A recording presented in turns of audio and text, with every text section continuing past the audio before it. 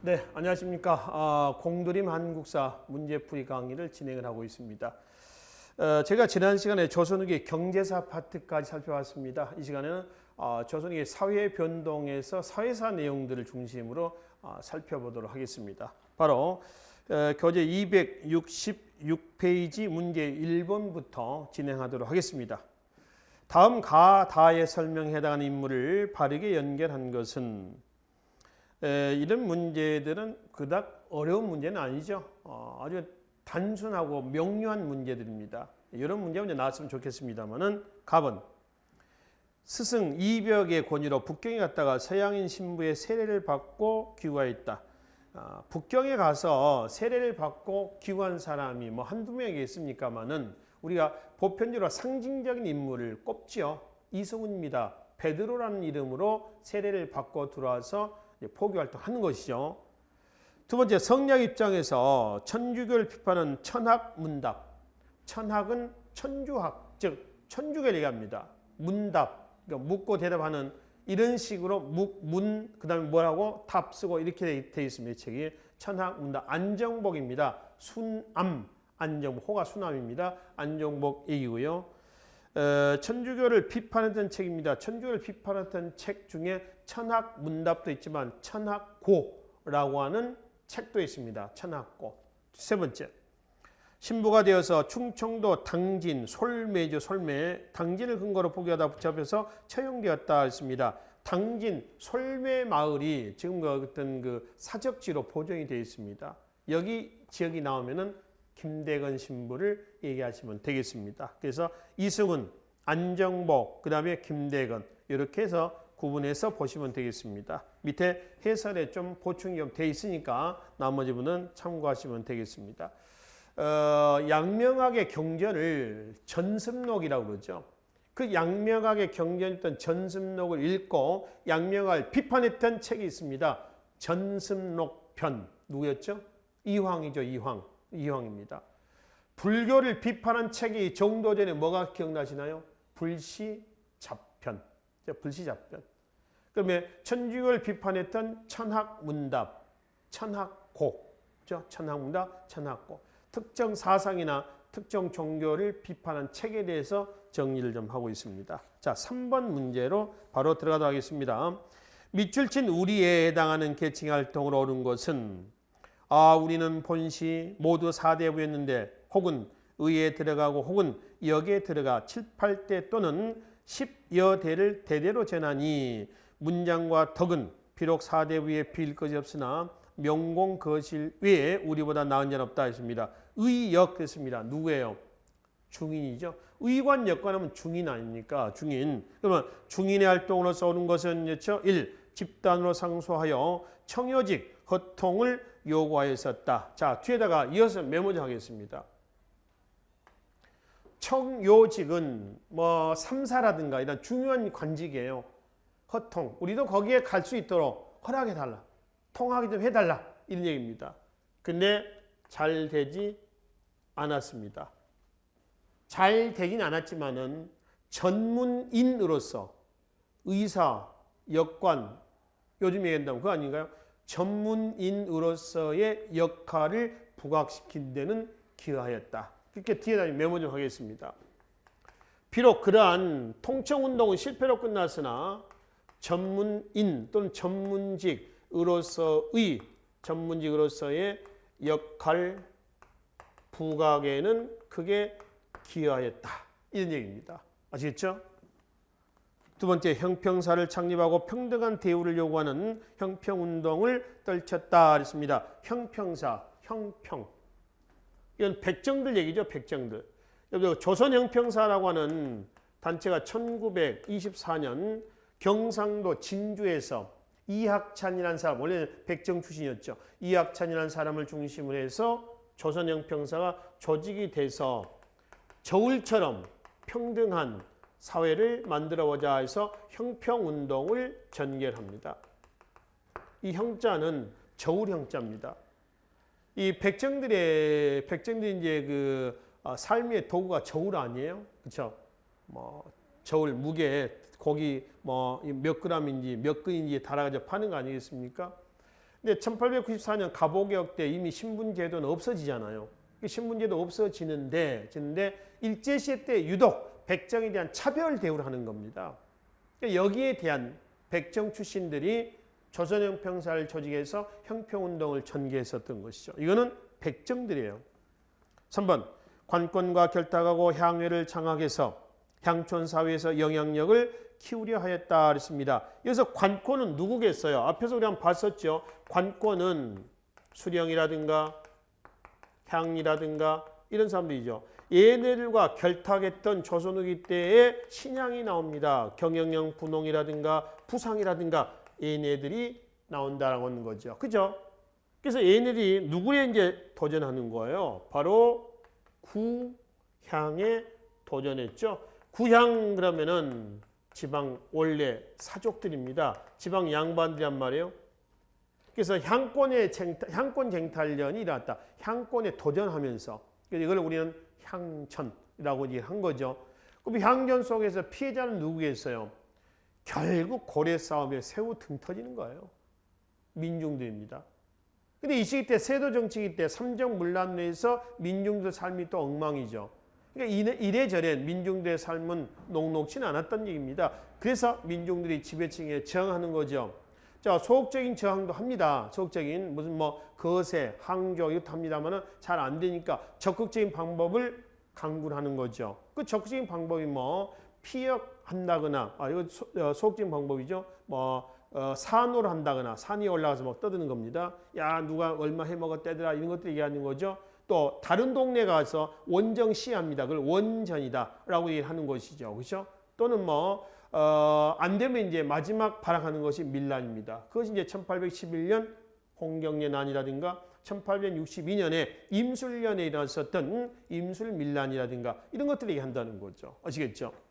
자, 그래서 3번은 지금 관권과 결탁하고 향해를 장악하여 향촌사에서 영향력을 키우라는 사람들은 누구다? 여기서는 지금 얘네입니다. 분홍과 부상, 얘네들 얘기한다는 거죠. 자, 3번. 4번. 유양소를 복립해서 유양소를 다시 세운다는 겁니다. 향리를 감찰하고 향촌사의 풍속을 바로잡으라 했다. 이건 누구겠어요? 지방 양반들이죠. 지방 사족들이 하는 거죠. 그네들의 지위를 다시 굳건하게 하기 위한 몸부림이었을 겁니다. 문제는 중인에 대한 설명입니다. 1번이 여기에 해당이 되겠습니다. 자, 5번 문제로 넘어가도록 하겠습니다. 다음 사료를 읽고 추론한 내용으로 옳은 것은 근래 사족들이 향교에 모여 의논하여 수령을 쫓아내는 것이 고질적인 폐단입니다. 그랬죠. 그럼 이제 사족들의 세력이 굉장히 강했다는 거 지금은. 두 번째, 영덕의 구향은 사족이며 구향, 지방 사족들입니다. 소위 신향은 모두 향리와 서리의 자식입니다. 신향들. 근래 신향들이 향교를 주관하면서 구향들과 서로 마찰을 빚고 있습니다. 그러니까 신향의 세력이 커지고 첫째 줄에 얘기하고 있는 구향세력이 좀 꺾이고 있다는 겁니다. 그죠? 근데 세 번째 사료를 보면은 요사이 수령들이 한 고을을 제멋대로 다스려 다른 사람이 그 잘못을 고칠 수가 없습니다. 수령이 옳다고 하면 좌수 이하 모두 그렇다고 합니다. 이때 이제 지방 사족이 완전히 꺾였네요. 그리고 이제 수령이 옳다고 하면 좌수는 사족들 아닙니까? 유양수에 보면 좌수 별감들 있잖아요. 그렇죠? 그러니까 이건 조선의 때 이것 세력이 커지고 있고요. 이 세력이 약화되고 있는 이 모습입니다. 서서히 지금 영조 때입니다만 전부 다 서서히 누가 신향과 그다음에 관권의 세력이 커지고 반대로 서서히 구양 세력이 꺾이고 있다라고 하는 걸 알 수가 있죠. 이해되시죠? 그래서 지금 이 자료를 가지고 바르게 옳게 추론하는 것은 1. 사족들의 위상은 변화 없다. 천만에 사족들의 위상은 어때요? 점점 꺾이고 있잖아요. 그렇죠? 두 번째, 지방 수령의 권한이 강화가 되고 있죠. 맞죠? 세 번째, 향리 세력의 향리가 왜 약화됩니까? 수령과 향리는 관권으로서 얘네들과 결탁하면서 강화가 되고 있는 거예요. 네 번째, 신향, 구향 세력들은 중앙관직에 진출하기 위해서 싸웠다로 있죠. 이게 뭐예요? 향전인데 자칫 이렇게 오해할 수가 있죠. 중앙관직에 진출하기 위해서 향전이 일어나는 거 아닙니다. 얘네들과의 싸움을 우리는 향권 쟁탈전에서 향전이거든요. 그렇죠? 그러니까 향전은 향권 정탈전이지 무슨 중앙으로 진출하기 위해서 서로 쌈박질한 것은 아니다라고 하는 거죠. 4번 X입니다. 2번 1에서 바르게 설명한 내용이다. 이런 얘기죠. 7번으로 하겠습니다. 다음에서 제시된 사건에 관한 설명 중 옳은 것을 아래에서 모두 고르면 자, 이 사료 평서대원수. 자, 여기만 보시면은 홍경래 난 당시에 경문이었다라고 하는 것을 확인해 볼 수가 있죠. 이제 홍경래 경문입니다. 1811년 순조 때가 되겠습니다. 이 사건에 대한 설명입니다. 평안도 전 지역을 장악한 것은 아닙니다. 지도 좀 그려보겠습니다. 평안도인데 이게 평안도 가산을 중심으로 해가지고 청천강 이쪽입니다. 이쪽 일부 지역을 몇 개월, 5개월 정도 장악합니다. 근데 홍경래 난의 준비 기간이 얼마인 줄 아십니까? 10년이 넘어요. 10여 년 동안 준비를 합니다. 그러다가 5개월 만에 실패로 끝났습니다. 그러니까 준비하는 기간에 비해서 보면 상당히 너무 짧은 거죠. 실패로 끝난 거죠. 두 번째, 지역 차별에 따른 저항이었다. 그렇죠. 지역적인 차별. 자, 자료에 두 번째 한번 봐봐요. 조정에서는 관서가 평안도 아닙니까? 관서를 버림이 분토, 똥의 땅이란 얘기입니다. 분토와 다름없다. 심지어 권세 있는 집에 노비를 둬 서토 평안도죠. 서토의 사람을 보면 반드시 평안도 놈이라고 말한다. 그렇죠. 그러니까 지정학적으로, 지리적으로 15세기 때부터 평안도는 차별 대우를 받았었습니다. 이성계가 조선을 건국하고요. 건국할 때 함경도, 평안도 무사들, 포수들 다 끌어안아요. 조선을 건국했습니다. 그리고 평안도 쪽의 무인들을 차별하는 겁니다. 지역적으로. 이 차별 대우는요. 조선시대 내내 가요. 숙종대 잠깐 완화가 되기도 합니다만 거의 전경 같다라고 보시면 됩니다. 조선왕조의 지배 이데올로기가 뭐? 성리학이죠. 그러니까 반성리학적인 기운이 가장 고조가 됐던 곳이 그래서 어디예요? 평안도 쪽입니다. 평양 쪽이에요. 기독교가 들어와가지고 가장 먼저 뿌리를 내리고 안착했던 지역이 어딘지 아세요? 평안도입니다. 왜 그랬을까요? 반성리학적 기운이 굉장히 강한 그 지역이 이 지역이었다는 겁니다. 그래서 지역 차별에 따른 저항이 있었으며 디귿, 광산 노동자가 대거 가담하였다. 실제로 광산 노동자는 아니고요. 홍경래 난을 일으킬 때 말이죠.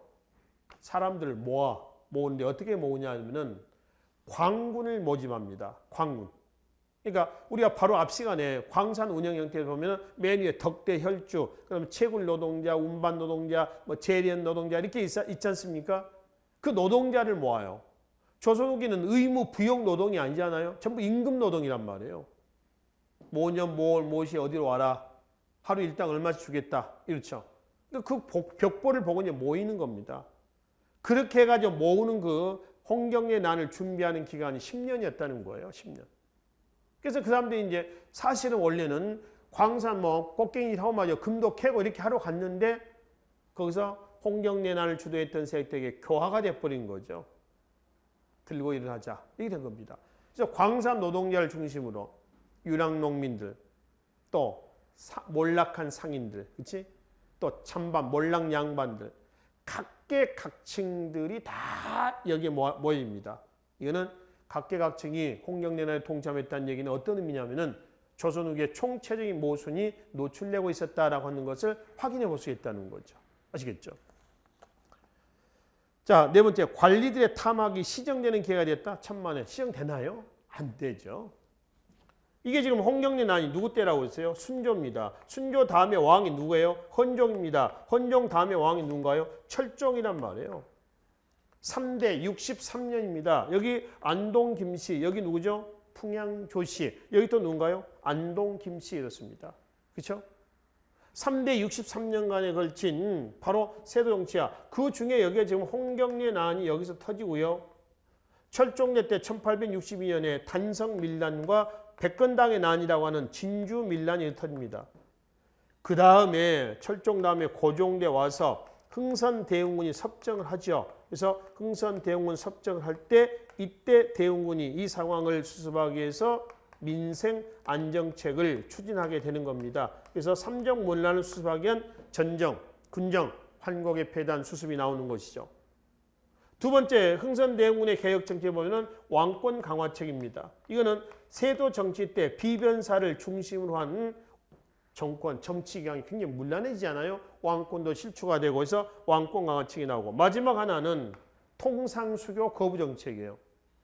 이거는 세도 정치 때 열강의 통상 요구가 시작이 됩니다. 위기의식이 고조가 되는 거죠. 그래서 통상 안 하겠다. 이것이 대웅군이 등장하게 된 배경이면서 등장하게 된 목표예요. 그래서 민생 안정책, 왕권 강화책, 통상수교 거부 정책의 일환으로서 여러 가지 시책들을 강구를 하는 것이죠. 그렇죠? 자, 그래서 일단 순조 때 홍경래 난을 계기로 해가지고 이러한 여러 가지 모순이 수습되는 계기가 됐다? 천만에 아니다. 진주밀란 이후에도 아니에요. 아닙니다. 아시겠죠? 그래서 니은과 디귿이 여기에서 바른 설명에 해당이 되겠습니다. 자, 9번 문제로 넘어가도록 하겠습니다. 가에서 다에 대한 설명으로 오는 것은 이 가가 지금 뭐냐면은 남치근이라는 사람이 나와 있고요. 남치근. 또 마지막에 보면 꺽정이라는 얘기가 있습니다. 꺽정. 임꺽정이 아닙니다. 아시겠습니다만 임꺽정이 난 명종대 때입니다. 명종대. 명종 다음이 누군지 아시죠? 선조입니다. 외란이 터졌던. 명종대 때에 을묘 외변이 터지고요. 1555년 전라도 일대가 박살난 겁니다. 을묘 외변의 결과 비변사가 상설기과가 되죠. 또 진관체제가 초전 박살체제였었던 뭘로 바뀌냐면 재승방략체제로 바뀝니다. 그리고 을묘 외변의 결과 일본과의 국교가 어떻게 돼요? 단절이 됩니다. 이러한 상황 속에서 명종대 때 뭐가 터지죠? 임꺽정의 난이 일어나요. 그게 임꺽정 얘기고요. 두 번째는 홍경래 난이 되겠죠. 홍경래는 뭐 괴수요, 우군칙은 참모였으며 이렇게 되어 있죠. 순조 때. 다는 산호만정 얘기가 있습니다. 이거는 최충원의 산호만정입니다. 고려 무신정권 때죠. 12세기 후반이 되겠습니다. 자, 그럼 1번, 가번. 진주에서 시작된 전국적인 농민항쟁이었다. 이건 진주밀란이야. 백근당의 난이라고 하는 거죠. 두 번째, 지배층의 수탈과 홍경래 서북민 차별이 봉기원이었다. 바로 앞에 7번 문제에서 봤죠? 맞죠? 3번, 만적의 봉기입니다.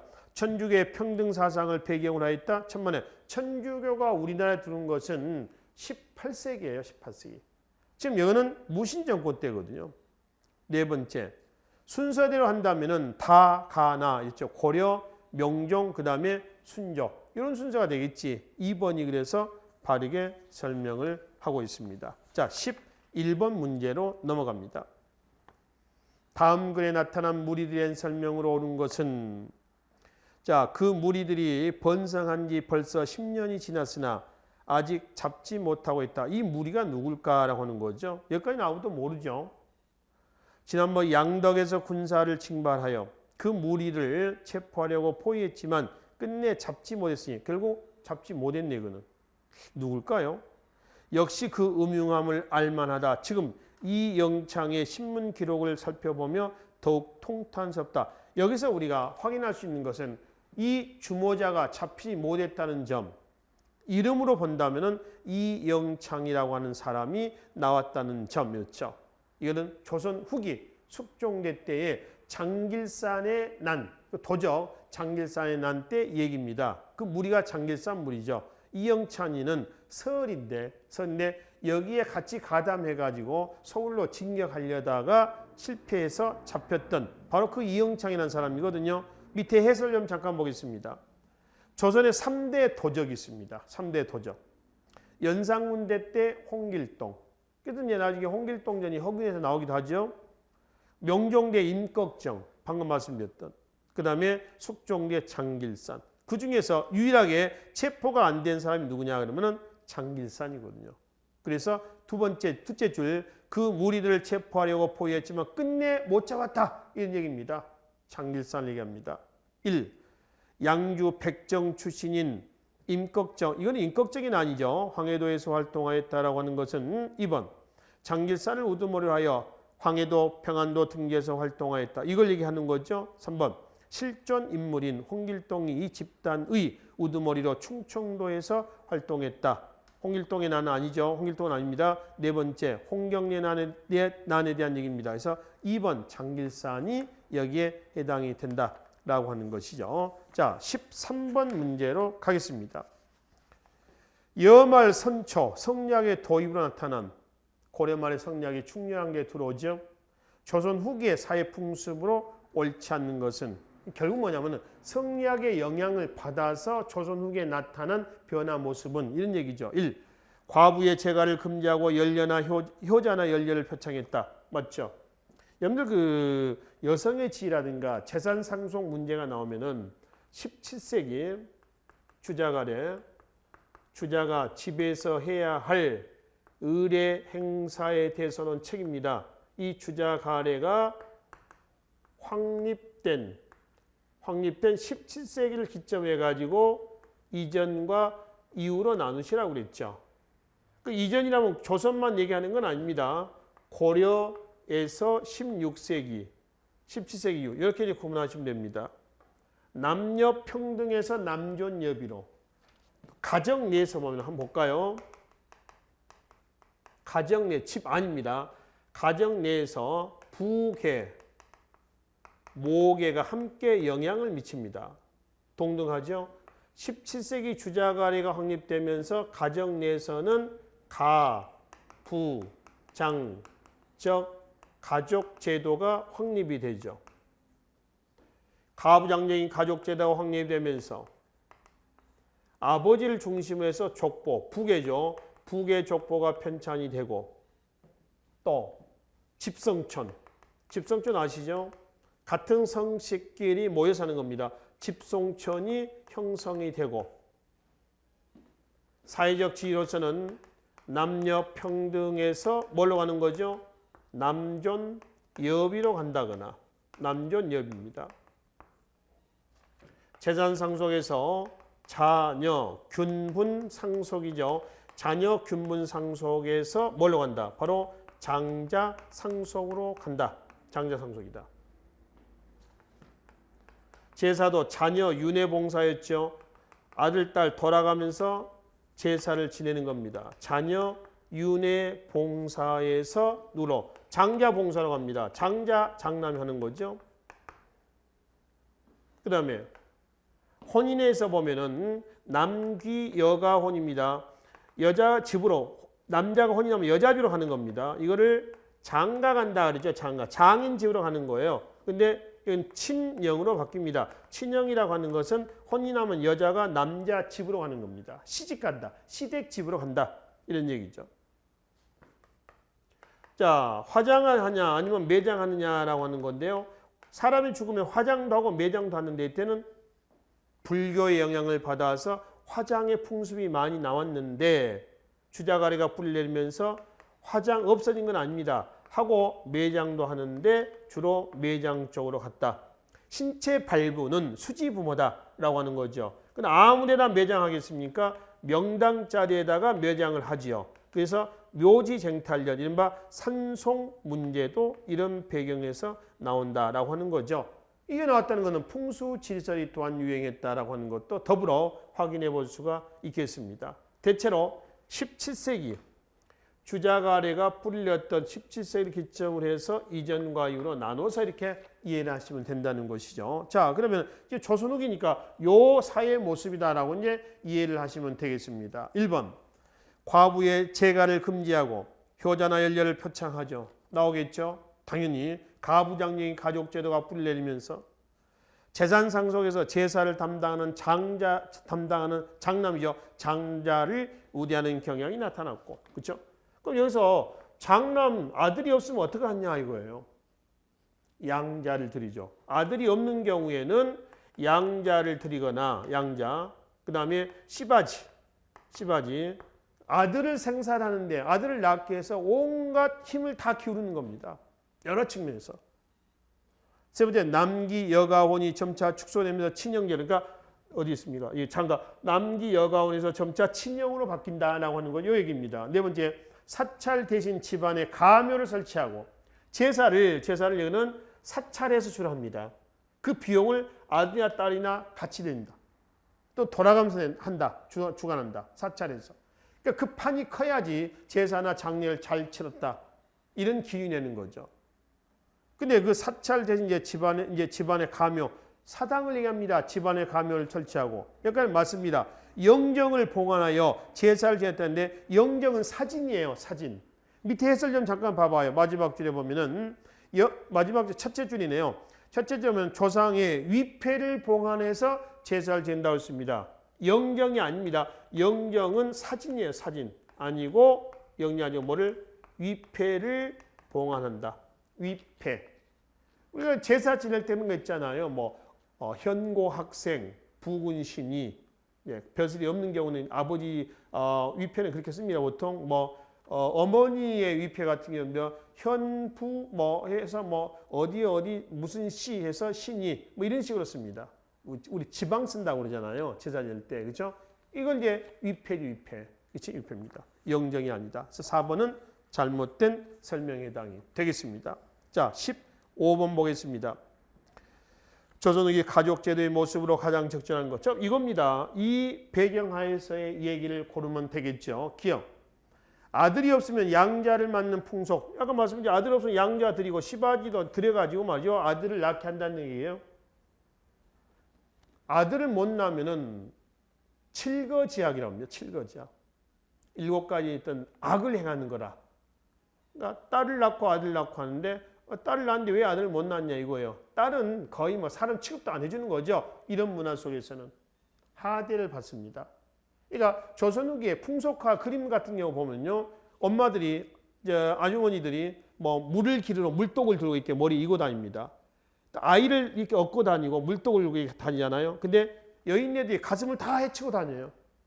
근데 어떤 여인들 가슴을 또 이렇게 정갈하게 하고 다니는 일반 서민들도 있습니다. 그럼 뭘 얘기를 하느냐? 가슴을 헤치고 다니는 여인네들은 나 아들 낳았다는 거예요. 아들이 있다는 겁니다. 근데 아들을 못 낳은 아내들은 옷 위에 저고리를 꼭 점며 다니는 거죠. 함부로 안 보여주는 이런 거죠. 그런 부분에서 남자와 여자의 차이를 확인해 볼 수가 있습니다. 그러니까 그런 것들이 남아선호 사상으로 계속 이어져 옵니다. 그러니까 지금도 나이 드신 분들은요, 나이분들은 딸을 거의 자식 취급을 하지는 않죠. 오로지 아들입니다. 왜 그런지 모르겠는데 그런 것들이 의식이 잠재적으로 계속 흘러내려온 것이다. 이렇게 보시면 되죠. 그런 것 같아요. 이제 세상은 많이 바뀌었습니다만 그래도 그러한 어떤 그 고리타분한 의식을 갖고 오신 분들이 상당히 많더라. 제 주위에도 보면 그런 분들이 몇 분 계시거든요. 자, 두 번째 보겠습니다. 호적의 아들과 딸이 구분 없이 출생 순서대로 기록하는 것이 일반화되었다 했습니다. 호적에. 그러니까 여기 보세요. 요 시절에는 이 호적입니다. 호적인데 아들, 딸 이렇게 기록했으면 자, 첫째가 아들, 둘째가 아들, 셋째가 딸, 넷째가 딸이란 얘기입니다. 조선 볼까요? 조선은 무조건 아들, 딸 이렇게 합니다. 이거는 태어난 순서가 얘가 1, 2, 3, 4라고 한다면은 딸이 첫 번째인데 뒤로 빼버려요. 아들을 먼저 쓰고 딸을 뒤로 뺀다는 겁니다. 이럴 경우에는 이렇게 순서대로 온다면 이거는 이남, 이녀가 됩니다. 여기는 뭐가 되는 거죠? 이런 경우에는 이녀, 이남이라고 해야 돼요. 딸이 먼저잖아요. 이건 아들이 먼저잖아요. 이남, 이녀. 이건 이녀, 이남입니다. 우리가 무의식적으로 야, 니네 몇 남, 몇 녀냐 이렇게 묻죠. 근데 예를 들어서 나에게는 나라는 사람이 있습니다. 누나가 있고요. 형이 있고요. 나가 있고요. 이렇습니다. 예를 들면 그렇다는 거예요. 그러면 여러분 저한테 물었어요. 야, 너 니네 몇 남, 몇 녀냐? 그러면 저는 무의식적으로 그냥 이남, 일녀입니다. 이렇게 얘기해버린다는 거죠. 근데 사실은 그렇게 해서는 안 돼요. 태어난 순서대로. 일녀, 이남이다. 이렇게 해야지 만든 얘기입니다. 아시겠죠? 자, 그래서 이제 호적에 보면은 아들, 딸 구별 없이 출생 순서대로 기록한 것은 17세기 이전입니다. 4대부 가문에서의 4대 봉사가 점차했다. 4대 봉사가 조선 후기에 시작이 돼요. 사라진 게 아니라. 4대 봉사라면은 아버지, 위에 할아버지, 그 다음에 증조 할아버지, 그 다음에 고조 할아버지 4대까지입니다. 5대를 현조라고 하는데요. 현조 이상은 시제를 모시죠. 시제. 그래서 다 합쳐가지고 제사를 지내버린 거죠. 근데 지금은 4대 안 하죠. 지금은 거의 아버지 제사, 할아버지 제사를 지내는 물론 사람도 있습니다만 거의 위로는 다 묶어버리더라고요. 위에 할아버지 정도까지 할아버지 위에 이제 고조라든가 증조 그 위에 현조 다 묶어서 제사를 한꺼번에 묶어서 지내는 그런 것들이 나옵니다 보니까 점차 간소화되고 있는 거죠. 자, 그래서 이제 세 번째 4대 봉사가 시작이 된 거고요. 4대 가문에서 조선 후기 때입니다. 남기 여가원이 점차 쇠퇴한 반면 친형제가 확산되다. 맞죠? 아까 말씀드렸죠? 이 얘기입니다. 그래서 기역과 리을이 여기에 해당이 되겠습니다. 자, 17번 문제를 보도록 하겠습니다. 조선 후기 천주교와 관련된 설명을 옳지 않는 것은 기해 사옥대 흑산도로 유배를 간 정약용의 형이죠. 그 지역에 완도 쪽이죠. 복일도 쪽입니다만 어류를 조사한 자산어보를 저술하였다 그랬죠. 기해 사옥은 박해라고도 얘기를 하죠. 기해 박해입니다. 헌종대 때 기해 박해 그렇죠. 근데 헌종대 기해 박해가 아니고 흑산도로 정약전 그리고 강진으로 정약용이 유배한 것은 1801년 신유 박해입니다. 신유 박해죠. 두 번째, 안정복은 성리학 입장에서 천주교를 비판한 천학문답. 이 책 자주 나오죠. 그렇죠? 그러니까 천학고, 천학문답, 정도전의 불교 비판, 불시자편, 또 태계 이황의 양명학 비판서, 전승록편. 전승록은 양명의 경전이었죠. 그런 것들입니다. 맞죠? 세 번째, 1791년 윤지충은 어머니 상의 유교식을 거부하여 친주를 없애고 제사를 지내 권상현과 함께 체행을 당했다. 윤지충의 모친상 때문에 천주교 금지령이 나오지 않습니까? 네 번째, 신유 박해 때 황사영 백서 사건이 나옵니다. 신유 박해에서 기억하실 것은 두 가지라고 그랬죠. 하나는 황사영 백서 사건, 비단에다가 이 사건의 전말을 써서 북경에 보내서 북경에 있었던 주교에게 알려서 프랑스 군대를 끌어들여서 이 신유박해 가해자들을 좀 혼내주려고 했다가 들통난 사건이에요. 그래서 황사영이가 이제 처형이 된 거죠. 충청도 제천에 배론성기가 있습니다. 배론성기에 토구를 파고 들어가서 썼다라고 하는 그 문서예요. 그렇죠? 그 다음에 실학의 퇴조입니다. 신유박해로 해서 남인들이 많은 피해를 받거든요. 그래서 실학이 퇴조하게 돼요. 실학. 그래서 다음 중 천주교 박해에서 황사영 백서 사건과 실학의 퇴조를 가져온 천주교 박해는 뭐다? 신유박해다. 하나만 더. 기해 박해에서는 또 두 가지 하시라고 했죠. 하나는 오가 작통법 발표. 그 다음에 척사 발표입니다. 이거는 헌종대 때 기해 박해 결과입니다. 오가작통법은 농민 통제 목적 아닙니까? 근데 헌종대 오가작통법은 농민 통제가 아니라 뭐죠? 천주교 교세학살을 막자는 거고요. 척사 유놈은 어명입니다. 사교를 이단이죠. 사교 천주교입니다. 배척하라는 왕의 어명이요. 일종의 특별 담화문 이렇게 되겠죠. 황사영 백서 사건과 실학이 퇴조하게 된 천주교 박해는 뭐라고? 신유박해. 이거는 기해박해다라고 하는 것이죠. 그래서 17번은 1번이 잘못된 설명에 해당이 되겠습니다. 자, 19번 문제로 하겠습니다. 다음은 조선 후기에 나타난 사실이다. 이와 같은 움직임이 초래한 결과를 아래에서 고르면 했죠. 경제가 활성화되면서 일부 농민들은 신장된 경제력에 의해 생활의 안정과 정신적 여유를 갖게 되었고 비록 초보적이긴 하지만 서당 교육을 통해 교양을 쌓았다. 더구나 이 시기에는 그들의 지적 욕구를 채워줄 한글 소설이 널리 보급되고 있었다. 한편 조선 후기에는 각지에 장시가 발달했는데 장시는 교역 장소일 뿐 아니라 정보 교환과 오락 장소의 구실도 하였다 그랬죠. 여기다 제목 좀 붙여보실랍니까? 뭐라고 붙이면 되겠어요?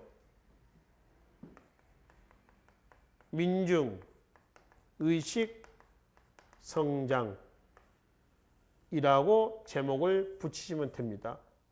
그 민중, 의식, 성장의 결과 우리가 앞 시간에 말씀드렸죠. 근대 사회로 이행할 수 있었던 원동력이었다라고 하는 것이죠. 바로 이 민중, 의식의 신장입니다. 자, 그러면 이러한 움직임이 초래한 결과입니다. 민중의식의 성장이 가지고 온 결과는 뭐냐? 이거죠. 1. 기억, 동학. 동학은 민중하고 관계가 없죠. 교단이 민중적 확산이 되긴 했습니다만 동학은 서학에 대한 반대로서 경주 잔반 체제에 의해서 만들어진 겁니다. 밀란 나오겠죠? 천주교 전파, 민중의식 성장과 무슨 관계가 있어요? 천주교는 중국으로 들어올 때는 그 선교 사이에서 종교로 들어옵니다. 근데 우리나라로 들어올 때는 학자들에 의해서 학문으로 들어와요. 그래서 서학이라고 그래요. 처음에 천주교라는 종교로 얘기하지 않습니다. 소청, 벽서 나오겠죠? 항조, 거세, 항조 조세장이고요. 거세는 국가이라는 겁니다. 세금 납부거고요. 니은, 리을, 미음이 여기에 해당이 됩니다. 뭐의 결과죠? 민중의식 신장의 결과입니다. 그거의 결과 바로 어디로 가는 거예요? 바로 근대 사회로 이행이 돼 나갔다라고 얘기를 하는 거죠. 4번이 여기에 해당이 되겠습니다. 자, 21번으로 넘어가겠습니다. 다음은 1862년 임술 농민봉기에 대한 대책이다. 대책으로 제기된 것이다. 이 글의 주장과 관련된 내용으로 잘못된 것은 그렇죠? 갑은 양전을 한 뒤에 양전 사업을 얘기하겠죠. 군사 비용을 토지세에 물려서 영구히 군포를 없애고 환곡이 진실로 마음 부득이 하다면 어찌 토지세에 첨가하여 이 쓸데없는 법을 없애지 않겠는가? 이거 하고요. 나번 그러니까 임술 농민봉기는 1862년에 임술년이 일어났던 밀란을 다 묶어서 하는 겁니다. 우리나라 일결의 면적은 중국 고대 정전제에서의 100무와 같으니 곧 한 집이 일가가 경작할 면적이다. 일결이 지금 진실로 고르고 균평하게 양전하여 80결을 일부 8결 1통으로 조직하고 매 호에 1호에 평균 1결씩 토지를 지급하자라고 했습니다. 그러니까 삼정문란을 시정하기 위한 여러 가지 대책들입니다. 1번 보겠습니다. 가는 흥선대원의 개혁이 일부 영향을 끼쳤다. 자, 이거 보세요. 아까 흥선대원의 민생안정책에서 삼정문란을 시정하자는 거 아닙니까? 그래서 전정의 문란, 군정의 문란, 환곡의 문란을 시정하기 위해서 먼저 전정의 문란을 시정하기 위해서 뭐가 나오죠? 양전사업. 군정의 문란을 시정하기 위해서 매 호마다 양반이건 상민이건 포를 물린다. 호포제. 환곡의 문란을 시정하기 위해서 뭘로? 사창제로 바꾼다. 그중에 이걸 얘기하는 거죠. 그렇죠? 두 번째. 가는 문란해진 삼정을 바로잡아 농민의 불만을 해소하려는 대책이었다. 그렇죠? 군역의 문란을 해소하자는 거 아닌가요?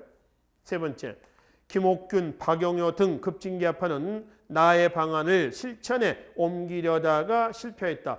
얘네들이 김옥균, 박용효가 급진개합하 얘네들이 나의 방안을 실천에 옮기려 실패한 그 사건이 뭐예요? 1884년에 갑신년의 갑신정변이야. 일본의 메이지 유신을 모델로 최초의 정치개혁운동을 단행한 것이죠. 근데 갑신정변 개혁요강 14개조 조항 중에서는 14개 조항에서는 토지제도 개혁이 있어요, 없어요?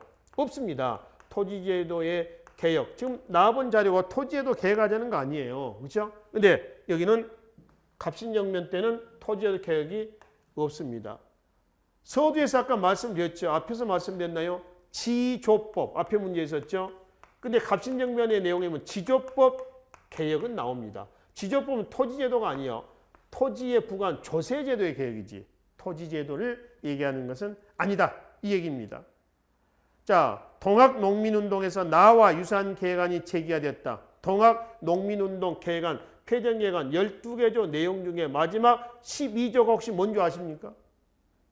토지는 평균하여 평균하여 분배한다. 토지의 평균 분자하겠었어요. 토지에도 계획입니다. 그러면 12개조 내용 중에서 가장 농민들이 갈증을 느끼는 부분은 12번째 이겁니다.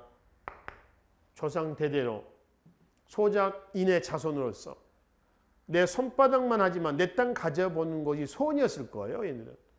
그래서 폐정계획안에 12번째다 이걸 집어넣어놨어요. 평균 분자한다. 근데 이게 가보개혁 때 반영이 됐어 안 됐어? 안 됐다는 얘기예요. 그러니까 가보개혁 때 가보개혁이나 1884년 갑신혁명이나 두 사건의 공통점 뭐예요? 위로부터의 계획이다. 이렇게 하는 겁니다. 가진 자 중심의 계획이다. 라고 얘기를 한다는 거죠. 아시겠죠?